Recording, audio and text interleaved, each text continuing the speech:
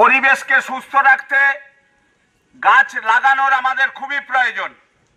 আমরা বৃক্ষ যেভাবে কেটে ফেলছি আমাদের কিন্তু সেইভাবে গাছ লাগানো সম্ভব হচ্ছে না, বা লাগালেও তাকে আমরা রক্ষা করছি না।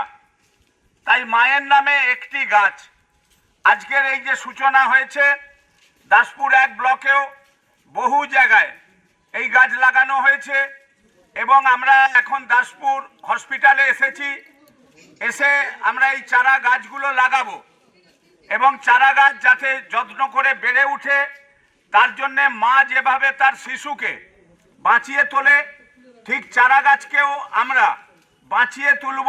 এই শপথ নিয়ে বিশ্ব পরিবেশ দিবসে আমরা শপথ নিয়ে আজকে সারা ভারতবর্ষে যেভাবে গাছ লাগানো হচ্ছে, পশ্চিমবঙ্গও তার ব্যতিক্রম নয়, আবার দাসপুর 1 ব্লকও তার ব্যতিক্রম নয়। আমরা দাসপুর 1 ব্লকের গ্রামীণ হাসপাতাল, আমাদের যে কিছুটা জায়গা রয়েছে, আমরা সেখানে এই গাছ লাগাবো। এখানে উপস্থিত আছেন আমাদের রেঞ্জার অফিসার এবং এখানে উপস্থিত আছেন আমাদের সম্মানীয় বিডিও সাহেব, জয়েন্ট বিডিও সাহেব, আমাদের সম্মানীয় সভাপতি সাহেব এবং বনভূমির কর্মাধ্যক্ষ সাহেব, এবং এছাড়াও পঞ্চায়েত সমিতি, জেলা পরিষদের সদস্যগণ আছেন। আপনারা যারা এই গাছকে নিয়ে মিছিল করে এসেছেন, আপনাদের সকলকে আজকের এই শুভ দিনে আজকে আমরা আমাদের বর্ষব্যাপী বৃক্ষরোপণ অভিযানের শুভ সূচনা। আজকে সারা বছর ধরেই আমরা গাছ লাগাবো। এখন আইন হয়েছে কোনো ব্যক্তিগত গাছও কিন্তু কাটতে গেলে প্রধানের পারমিশন নিতে হবে। প্রধান মাত্র 3টি গাছ কাটার পারমিশন দিতে পারে, বাকি কিন্তু আমরা বাগানকে বাগান, গাছ কেটে দিই, গাছ লাগাই না। তাই অক্সিজেনের অবস্থা খুবই খারাপ। আমাদের যখন মৃত্যু হয় অক্সিজেনের অভাবে, তখন মনে হয় অক্সিজেনটা কি জিনিস। এই হসপিটালেও মানুষকে অক্সিজেন দিয়ে বাঁচিয়ে রাখতে হয়। তাই সেই অক্সিজেন অফুরন্ত পেতে গেলে, মুক্ত বাতাস পেতে গেলে, আমাদের বিশ্বের যে এই পরিস্থিতি হচ্ছে, অক্সিজেনকে সঠিক রাখতে গেলে, মুক্ত বাতাস পেতে গেলে গাছ লাগাতে হবে এবং গাছকে যত্ন করে বাড়াতে হবে।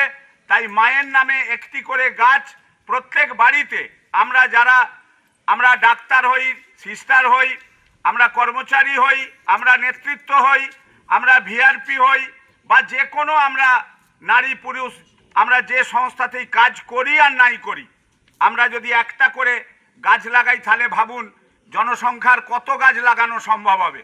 তাই আমরা সকলকে আজকের দিনে বলবো, সবাই মিলে আজকে যেভাবে আপনারা মিছিল করে এসেছেন, দাসপুর 1 পঞ্চায়েত সমিতির পক্ষ থেকে আন্তরিকভাবে আমরা কৃতজ্ঞতা ধন্যবাদ জ্ঞাপন করব। এবং সেই সঙ্গে আমরা বলবো এই গাছগুলি হসপিটাল কর্তৃপক্ষের কাছে অনুরোধ করব যাতে জল দেওয়ার ব্যবস্থা করা হয়, কারণ এখন প্রচণ্ড রৌদ্র, বর্ষাকাল নয়, তাই স্বাভাবিকভাবে রৌদ্রে গাছ মারা যাবে। গাছ যাতে বেঁচে থাকে তার জন্য সমস্ত রকম ব্যবস্থা নিতে হবে। আমরা হসপিটাল কর্তৃপক্ষের কাছে অনুরোধ করব সবাই মিলে একটু দেখে গাছগুলোর যত্ন নেবেন।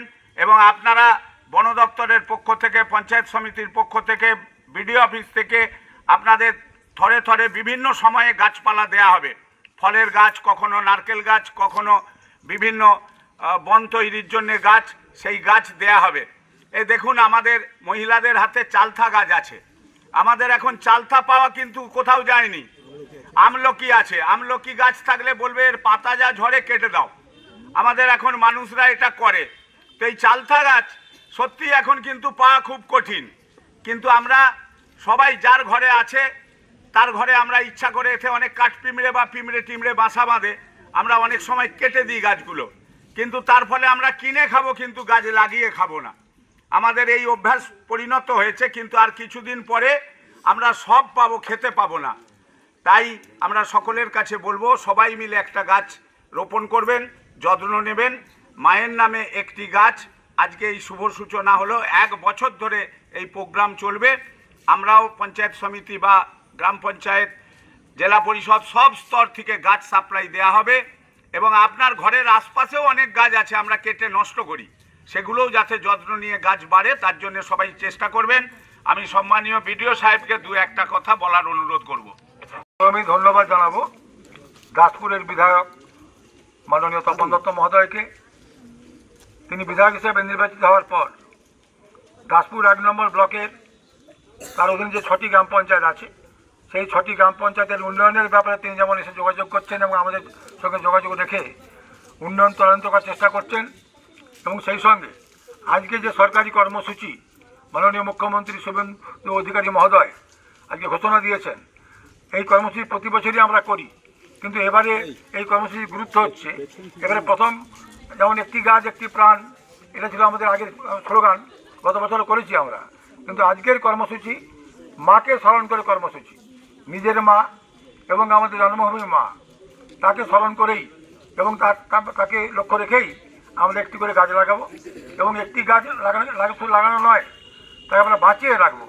এবং এই বৃক্ষরোপণের মধ্য দিয়ে আমরা সবাই জানি, কিন্তু আমরা জ্ঞানপাপী হয়ে গেছি, আমরা জানি যে গাছ লাগানোর সুফল কী, পরিবেশ দূষণ থেকে আমাদেরকে রক্ষা করা এবং অক্সিজেন সাপ্লাইটা অব্যাহত রাখা, এবং সেই সঙ্গে এই বর্তমান ভয়াবহ এই যে গরম, আমার তো বয়স হয়ে গেল 75, আমি লক্ষ্য করেছি এত বেশি গরম বিগত 2 বছর হচ্ছে, ইতিপূর্বে 2-3 বছরের মধ্যে যে গরমটা অনুভব করছি ইতিপূর্বে আমরা সেই গরম অনুভব করিনি।